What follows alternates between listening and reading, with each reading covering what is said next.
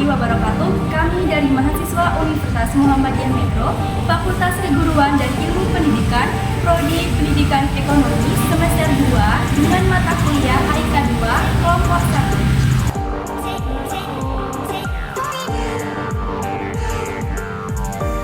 Sebelum kami masuk ke dalam pembahasan yang lebih lanjut, izinkanlah kami untuk memperkenalkan diri terlebih dahulu. Yang pertama, saya sendiri atas nama Intan Utami dengan NPM 232100021. Selanjutnya ada Nada Nabila Salsabila dengan NPM 2321018. Dan yang terakhir ada Dewi Mulyaningrum dengan NPM 2321019. Baiklah, kami dari kelompok 1 akan mempresentasikan materi dengan memahami dan menyadari hakikat fungsi, hikmah dan nilai spiritual ibadah yang berjudul sholat. Yang pertama ada hakikat sholat. Nah, sholat itu merupakan salah satu rukun Islam yang wajib dilaksanakan oleh setiap muslim sebagai bentuk ibadah kita kepada Allah. Dengan demikian, ibadah sholat pun melibatkan gerakan fisik, bacaan doa, dan penghayatan spiritual yang harus dilakukan secara berurutan. Sehingga melalui sholatlah kita dapat berkomunikasi langsung dengan Allah dan menundukkan diri dan mengakui kebesaran Allah. Selanjutnya, mengapa Allah mewajibkan sholat? Pasti teman-teman sudah pada tahu kan? Kenapa Allah itu mewajibkan sholat? Pasti jawabannya karena perintah Allah, perintah ilahi, perintah sang pencipta. Ya memang benar teman-teman.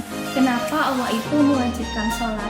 Karena Allah itu menetapkan sholat sebagai satu-satunya sarana komunikasi langsung dengan Allah. Allah mewajibkan sholat sebagai bentuk pengabdian dan penghambaan kepadanya. Karena sholat adalah perintah langsung dari Allah yang harus dijalankan sebagai bentuk ketaatan kita sebagai hambanya. Melalui sholat juga kita dapat selalu mengingat Allah, dapat membersihkan jiwa dari dosa-dosa, serta dapat meningkatkan kualitas hidup kita di dunia maupun di akhirat nanti. Seperti yang terdapat dalam kandungan ayat Al-Quran surat Toha ayat 14 yang artinya, sesungguhnya aku ini adalah Allah, tidak ada Tuhan yang hak selain aku, maka sembahlah aku dan dirikanlah sholat untuk mengingat aku. Selanjutnya ada tujuan dan fungsi sholat. Nah, untuk tujuan utama sholat itu adalah untuk meningkatkan diri kita kepada Allah dan mencari keridhoannya. Selanjutnya, sholat juga berfungsi sebagai sarana untuk memperbaiki akhlak dan membentuk kepribadian yang lebih baik. Melalui sholat juga kita dapat memperoleh ketenangan, kedamaian, dan kekuatan spiritual dalam menghadapi tantangan hidup. Sehingga umat muslim pun dipersatukan dalam kebersamaan, solidaritas, kepatuhan terhadap ajaran agama Islam. Selanjutnya ada akhlak dalam sholat. Nah, akhlak dalam sholat itu mengajarkan ke kita, hambanya Allah untuk selalu bersikap rendah hati, sabar, dan tawadu di hadapan Allah. Dalam sholat pun, kita juga selalu diajarkan untuk dapat mengendalikan hawa nafsu, mengontrol emosi, dan meningkatkan kesabaran serta keikhlasan. Bahkan, sholat juga mengajarkan kita untuk saling menghormati, mengampuni, dan mendoakan sesama umat muslim.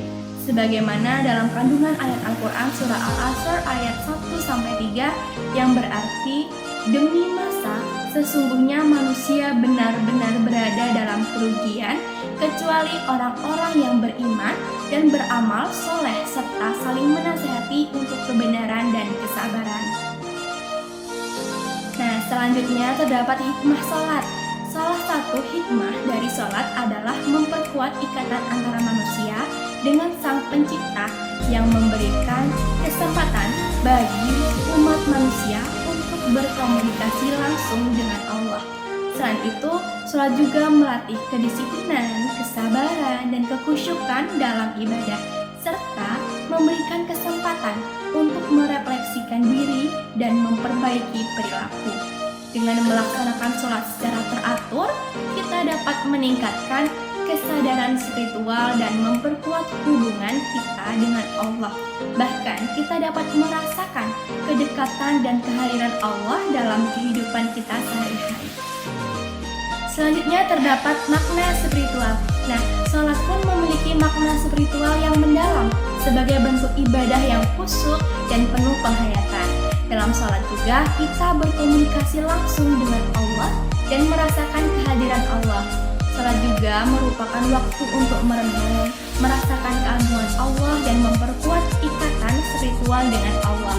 Dengan demikian, teman-teman harus tahu bahwasannya sholat itu bukan hanya sekedar rangkaian gerakan, tetapi juga sebagai wujud ketaatan dan penghambaan kepada Allah.